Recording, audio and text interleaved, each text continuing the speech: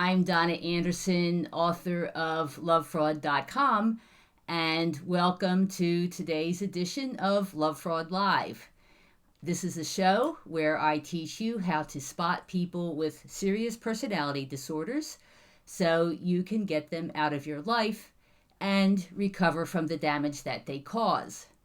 So today we're talking about sociopaths, narcissists, psychopaths, and other disordered individuals, and I'm going to explain exactly what they are.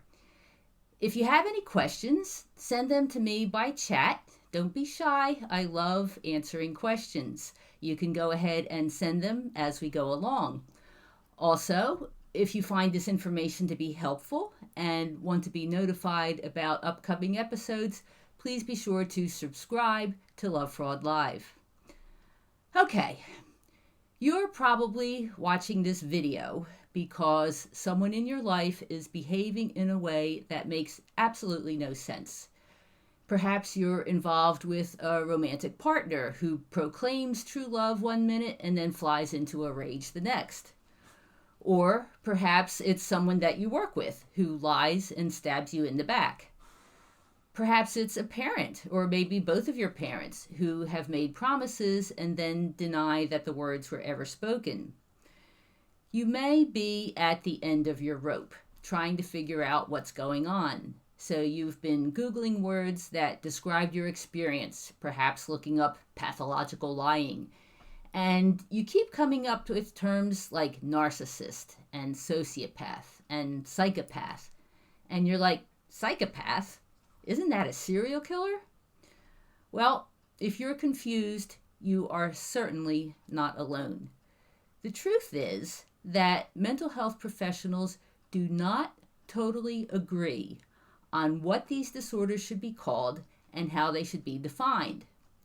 So the professionals do not have a clear message to communicate to the rest of us. And this is a big problem, because people with these exploitative personality disorders are very capable of ruining our lives. So, today we're going to be talking about 5 personality disorders, and they are antisocial personality disorder, narcissistic personality disorder, borderline personality disorder, histrionic personality disorder, and psychopathy. So here's what all of these personality disorders have in common. Number 1, the people who have them manipulate and exploit the rest of us. And number 2, once these disordered individuals are adults, there are no treatments that will cure them. There are no treatments that will give them empathy or the ability to love. So, as I said, mental health professionals do not agree about these disorders. And the first big area of disagreement is between the research psychologists who are working in universities and the psychiatrists and other clinicians, therapists, counselors who actually treat people. So the research psychiatrists or psychologists use the term psychopathy. And this is largely because of a Canadian research psychologist named Dr. Robert Hare. Dr. Hare wrote this book called Without Conscience, The Disturbing World of the Psychopaths Around Us.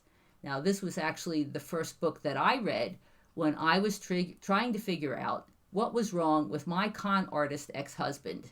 And it really described him. It's a very readable book, and if you haven't picked it up, I do recommend it. But along with the book, Dr. Hare developed a test for measuring somebody's level of disturbance, which is called the Psychopathy Checklist Revised, or PCLR. Now, literally hundreds of research studies have been published using Dr. Hare's checklist, and all of these hundreds of scientific papers use the term psychopathy. But the mental health professionals, such as psychiatrists, clinical social workers, psychologists, they don't use the PCLR. They refer to the book published by the American Association called the Diagnostic and Statistical Manual of Mental Disorders, which is now in its 5th edition. For short, it's called the DSM-5. Now, this book is really powerful because mental health professionals must use a diagnosis from the DSM-5 in order to be paid by insurance companies for therapy. So you can be sure that they're going to use it. In the DSM-5, psychopath is not an official diagnosis. Instead, they use the term antisocial personality disorder, which is almost the same, but not quite. In the DSM-5, antisocial personality disorder is part of what is called Cluster B, and the other Cluster B disorders are the ones we're going to be talking about: narcissistic, borderline, and histrionic personality disorders. Now, you may have noticed that I have not used the term sociopath, and that's because sociopath is no longer an official diagnosis for anything. It was replaced by antisocial personality disorder. But many mental health professionals still use sociopath as shorthand for antisocial personality disorder. And why? Well, because it's hard to say. I mean, which is easier? He has been diagnosed with antisocial personality disorder, or he's a sociopath. So that's why they use that word. All right, so let's summarize. University research psychologists use the term psychopath. Clinicians, your therapists, your counselors, anybody working in the field, uses the terms antisocial, narcissistic, borderline, or histrionic personality disorders. So what do all these different terms mean? All right, I'm going to give you a little bit of a summary of each one. Now, believe it or not, for psychopathy, there is no generally accepted definition.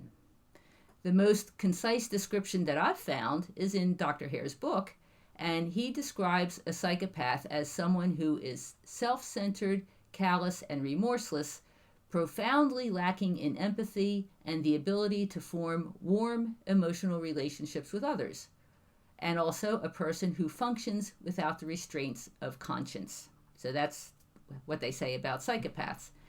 Antisocial personality disorder does have an official definition, and it is a pervasive pattern of disregard and violation for the rights of others. Now, one of the confusing things about the term antisocial is that most people believe the word to mean a hermit, somebody who doesn't like to be around others and has no social skills. And the truth is, which you probably know, that antisocial people are incredibly social, and that's how they find their targets, by being social. So then let's take a look at narcissistic personality disorder. This is someone with a grandiose sense of self-importance. Now, the term narcissist has become really popular in survivor groups online over the past few years, and I think it's simply because narcissist doesn't sound as scary as psychopath or antisocial. Because when I read how people describe a narcissist's behavior, well, to me it sounds like they're describing someone with antisocial personality disorder or psychopathy. But who wants to say they're involved with a psychopath? Then there's borderline personality disorder. The DSM includes borderline personality disorder with the cluster Bs, although it is somewhat different. Borderlines exhibit many of the same exploitative and manipulative behaviors as the other disorders, but many borderlines were abused as children, and a central feature of this disorder is anxiety and an unstable sense of self. I really feel sorry for the borderline folks because they truly suffer because of their condition. Psychopaths, antisocials, and narcissists, on the other hand, are usually quite satisfied with themselves. I mean, I don't feel sorry for them at all. Finally, there's histrionic personality disorder. People with this disorder are constantly seeking attention. They tend to overreact emotionally and are often promiscuous. And it is the least common of the disorders. All right, so that was an overview of the exploitative personality disorders. I'm almost finished with this explanation, so if you do have any questions, please go ahead and send them to me now by chat, and I'll answer them once we're wrapped up. So, anyway, you may have spent a lot of time trying to figure out which diagnosis fits the difficult person in your life. Well, here's my advice. It doesn't matter. The truth is that these definitions are not clear-cut, and there's a lot of overlap among the different conditions. For example, a psychologist might diagnose someone as having narcissistic personality disorder with antisocial features. What does that mean? I don't know. But from the point of view of the target, that would be you, all you need to know is that the person has a serious exploitative personality disorder, and this individual will not get better. So, for simplicity at Love Fraud, I use the word sociopath as an umbrella term to cover all of these personality disorders so that I can talk about them as a group. So I would suggest save yourself the trouble of trying to figure out exactly what is wrong with the person who is making you miserable. Just refer to them as a sociopath. That covers everything. And all you really need to do is get away from this person. So Love Fraud can help. We have lots of free information, or you might want to check out our webinars. And if you want to talk about your personal situation, I'm happy to do that. Links are available in the description below. So that's pretty much the overview of these disorders. So if you have any questions, looks like we have a few. I'll take it now and explain what we have. So talk to you in a bit. Okay.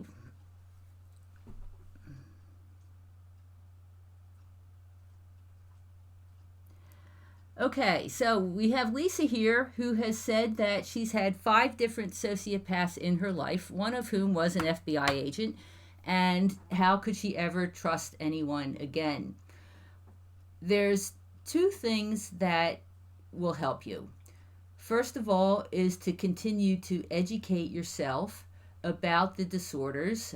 Today's webinar, today's presentation will help. But as I said, we've got lots of information on Love Fraud.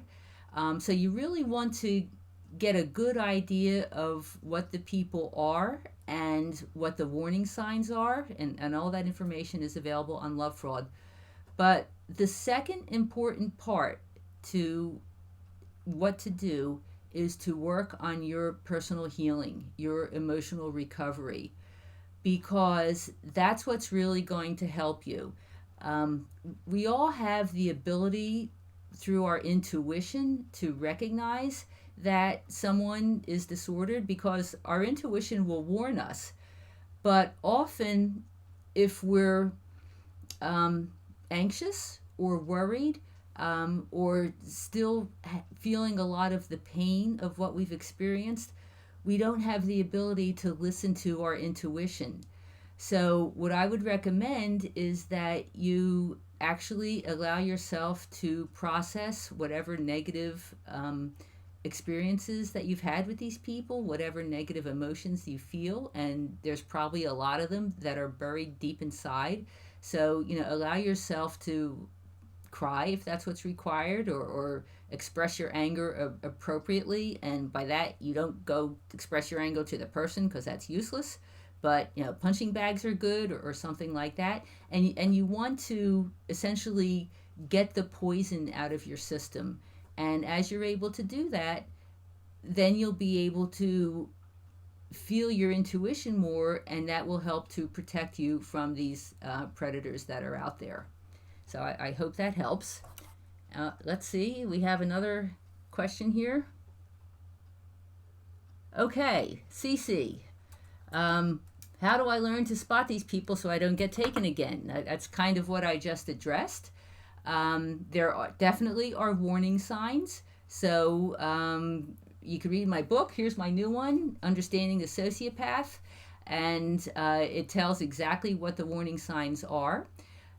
So just educate yourself that. But the main thing is to learn to listen to your intuition, because your intuition will warn you I have a lot of information about that. In fact, I did some research for my previous books, and I asked the question, like, how many people had a gut feeling or an internal warning that something was wrong? And 72% said yes out of like 1,300 survey responses. So your intuition will warn you, and the trick is to learn how to pay attention to it.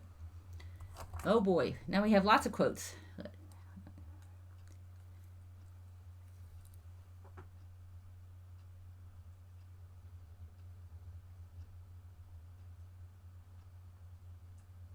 Okay, and Erin tells me her ex-husband was a narcissistic sociopath, maybe a psychopath, broke into his parents' home, more than once, violent and alcoholic. Sorry, I'm really sorry for what you've gone through. I hope you're away from this person and you continue to stay away from this person because not all psychopaths or narcissists or sociopaths are violent, but some of them are, and you definitely do not want to be around that. Okay. Lisa asks if my books are on Kindle. Yes, in fact, they are. Just go to Amazon, and I have an author's page, and this one is Understanding a Sociopath. I also have a new book that's coming out like next week, which is Seduced by a Sociopath, and that explains exactly how people who are in romantic relationships get involved with this. It's something that happens essentially because we're human. Sociopaths manage to use our human instincts against us, and that's what they do, and that's exactly what I explain in the new book that's coming out next week.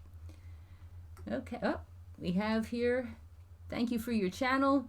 Oh, you're very welcome. That seems to be about all the questions and comments that we have today. So thank you all for listening. I'll be back next week, next Tuesday at 8 p.m. And once again, be sure to tune in to Love Fraud Live. Thanks a lot.